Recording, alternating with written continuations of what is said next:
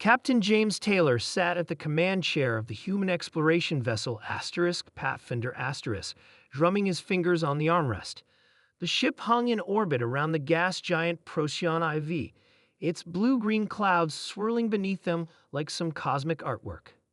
"Any updates from the diplomatic team?" he asked, glancing at Communications Officer Lisa Reed.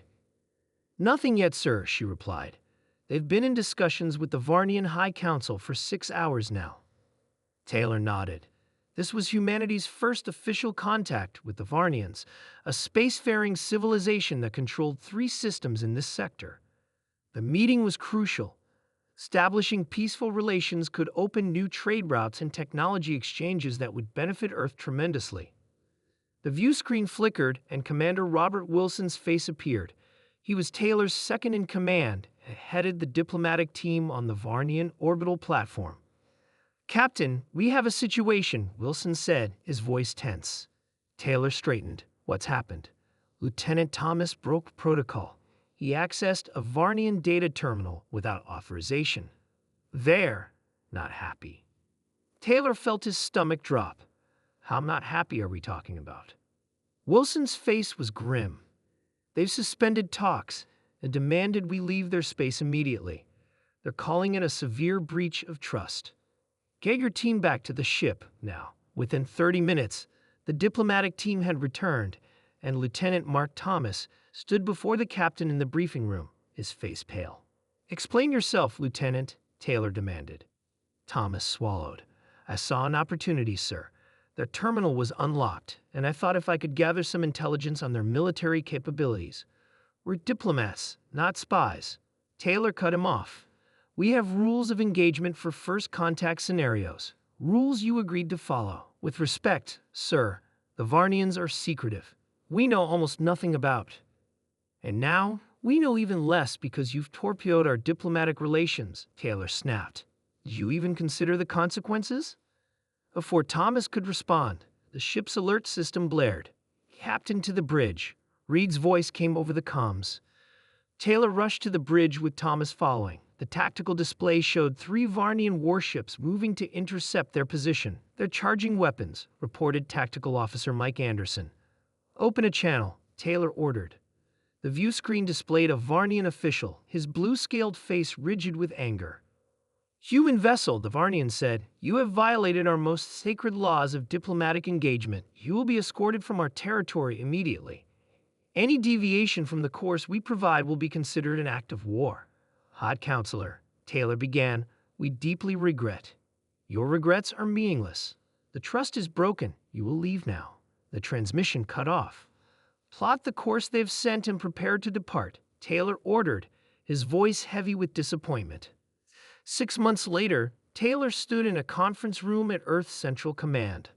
Around him sat the highest-ranking military and diplomatic officials of the United Earth government. "So the Varnians remain unwilling to re-establish contact?" asked Admiral Jackson. "Worse than that," Taylor replied. "They've formed a defensive pact with 3 neighboring species specifically against human expansion." "All because of one lieutenant who couldn't follow the rules," muttered the Earth ambassador. "Not entirely," Taylor said. "Our intelligence indicates the Varnians have had previous encounters with humans." The room fell silent. Taylor activated a holographic display. 3 years before our official mission, an unregistered human merchant vessel entered Varnian space. They ignored warnings, broke quarantine protocols, and introduced a human virus that decimated a Varnian colony. "We had no record of this," Jackson said, frowning, "because the merchants were operating outside our jurisdiction. The Varnians, however, don't distinguish between official and unofficial human activity. Our diplomatic mission was their test to see if humans could be trusted to follow rules. And we failed," the ambassador concluded. "Spectacularly," Taylor agreed. "But there's more." He changed the display to show a star chart. 2 weeks ago, a Varnian scout ship was attacked by an unknown force here, near the Perseus Arm. Their distress signal reached one of our outposts. "What does this have to do with us?" Jackson asked. "Everything," Taylor said. "Because despite their diplomatic freeze, our ship was the closest to their position." Taylor displayed footage of the Pathfinder engaging two predatory vessels that had the Varnian scouts surrounded.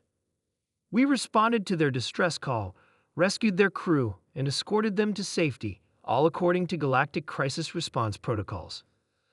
You violated direct orders not to engage with the Varnians, Jackson noted, though his tone lacked accusation. Sometimes following the right rules matters more, Taylor replied. Those rescue protocols exist for a reason. They transcend political disputes. The final image appeared, Taylor and his crew standing with the Varnian survivors aboard the Pathfinder *. This morning I received a message from the Varnian High Council, Taylor said. They've requested to reopen diplomatic talks. Their message was simple. Those who know which rules must never be broken can be trusted. The ambassador leaned forward. Captain, I believe you've just secured humanity's future in this sector. Taylor nodded. The Varnians value consistency and principle above all else.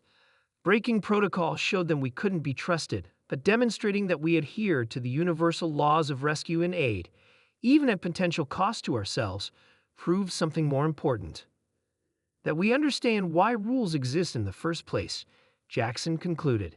Exactly, Taylor said.